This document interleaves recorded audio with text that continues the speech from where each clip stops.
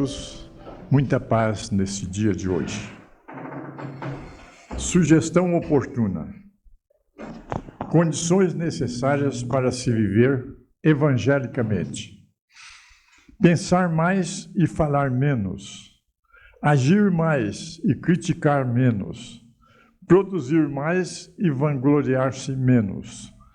A modéstia, o recato, a honestidade, a ponderação, a humildade, a paciência, o trabalho e a caridade constituem as bases fundamentais da reforma íntima, indispensáveis a todos os que querem apressar sua evolução espiritual. Teremos hoje do jornalzinho SEI a mensagem intitulada O Objetivo do Espiritismo. Vamos ouvir. É Jaime Lobato. Com relação ao objetivo do Espiritismo, Allan Kardec foi muito claro na obra O Espiritismo na sua mais simples expressão, quando afirmou: o objetivo essencial do Espiritismo é melhorar os homens no que concerne ao seu progresso moral e intelectual. Diante dessa informação do codificador, ficamos a pensar nas notícias e fatos publicados na mídia sob a denominação de Espiritismo. Acostumou-se chamar de espírita todo aquele que recebe espíritos, quando, na verdade, ele é simplesmente médium. E, em consequência dessa postura equivocada, o vocábulo espiritismo passou a representar toda uma série de fenômenos, cuja denominação mais correta seria mediunismo. Qualquer médium em evidência é chamado de espírita. Qualquer manifestação de espíritos é chamada de espiritismo. Analisemos alguns pontos da questão. Médium é todo aquele que sente em maior ou menor grau a influência dos espíritos, afirmou Kardec em O Livro dos Médiuns. A mediunidade está assentada no organismo do indivíduo, tenha ele religião ou não. A prática mediúnica está entre nós desde que o homem apareceu na Terra. Há médiuns atuantes no espiritismo, na Umbanda, no Candomblé, nas práticas esotéricas e espiritualistas em geral, até mesmo não aceitando a condição de serem médiuns de modo como preconiza o espiritismo. O médium espírita é aquele que se orienta pelo espiritismo ou doutrina espírita, codificada por Allan Kardec, a qual surgiu na Terra em 18 de abril de 1857, com o aparecimento de O Livro dos Espíritos. Os ensinamentos contidos nesta obra procedem dos espíritos superiores. Coube a Allan Kardec a difícil e nobre missão de pesquisar, de organizar os ensinamentos dos espíritos elevados, observada a metodologia específica, ou seja, a concordância universal dos espíritos. Na introdução de O Livro dos Espíritos, Allan Kardec propõe nova terminologia para a doutrina nascente. Melhor dizendo, as palavras espiritismo, espírita e espiritista não existiam até então. Espiritismo ou doutrina espírita é o conteúdo filosófico, científico e moral dos ensinamentos passados pelos espíritos benfeitores. Espírita e espiritista passaram a ser as denominações do adepto da nova doutrina. Conclui-se daí, portanto, ser espírita aquele que, independentemente de ser médium ou não, adota e pratica o espiritismo, doutrina codificada por Allan Kardec. Ainda na obra Espiritismo, na sua mais simples expressão, Kardec diz: o verdadeiro espírita não é o que crê nas comunicações, mas o que procura aproveitar os ensinamentos dos espíritos. De nada adianta crer se a sua crença não faz sequer dar um passo na senda do progresso e não o torna melhor para o próximo. Nesta última proposição do codificador, fica bem definida a condição para aquele que se diz seguidor do Espiritismo. Para ser verdadeiramente espírita, há que, em especial, buscar realizar em sua vida os ensinamentos dos espíritos elevados, tornando-se uma pessoa de bem, cuidando do seu progresso moral e intelectual diante dos ensinos propostos nas obras de Allan Kardec e de outras que lhe seguiram a metodologia e o rumo.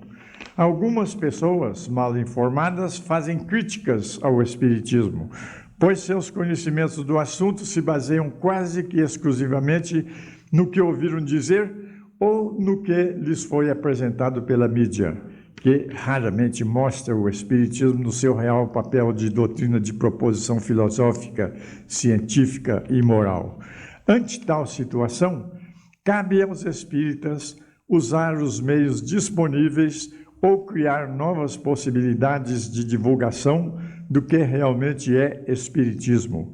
É dever mesmo daqueles que se dizem espíritas defendê-lo dos ataques dos que, por má fé, buscam denegri-lo, confundindo-o com práticas mediúnicas mal orientadas e exóticas. O Espiritismo é uma doutrina filosófica, científica, com consequências morais ou religiosas, conforme também nos indica Allan Kardec no livro O que é o Espiritismo.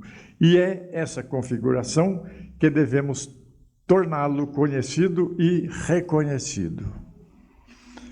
Ouviremos a seguir a palavra do nosso irmão Heleno, que vai tecer comentários em torno do nosso assunto. Com ele, a palavra.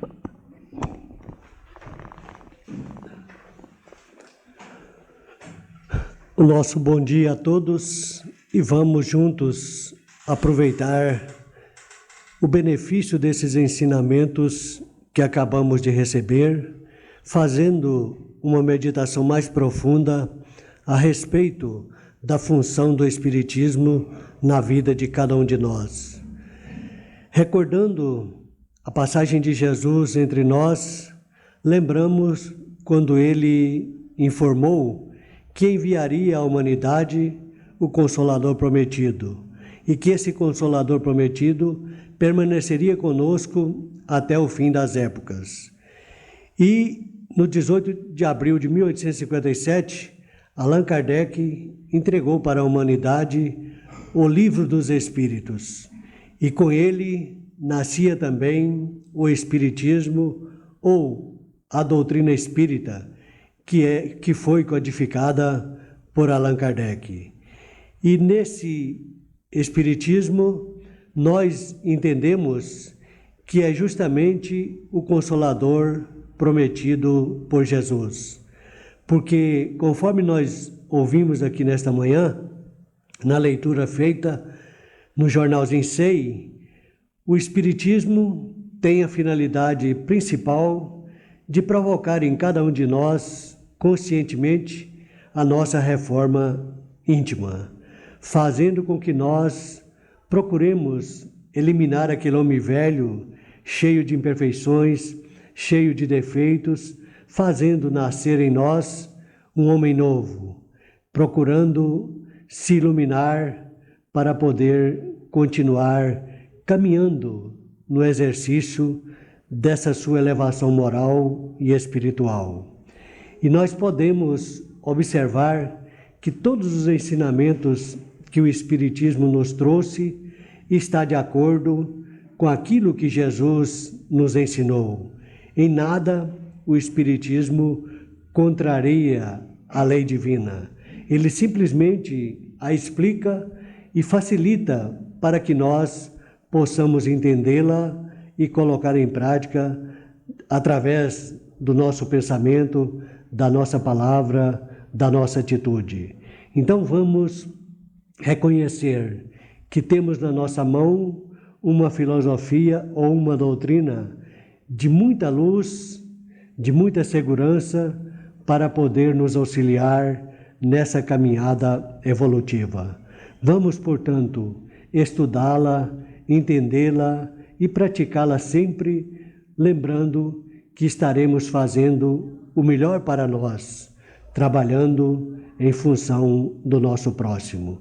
E vamos pedindo a Jesus que continue amparando, que continue orientando esta casa, todos os irmãos e irmãs que aqui estão em tratamento, como todos aqueles que aqui também prestam seu serviço. Que a paz do Mestre amado Jesus permaneça nesta casa e com todos nós, agora e sempre. Que assim seja.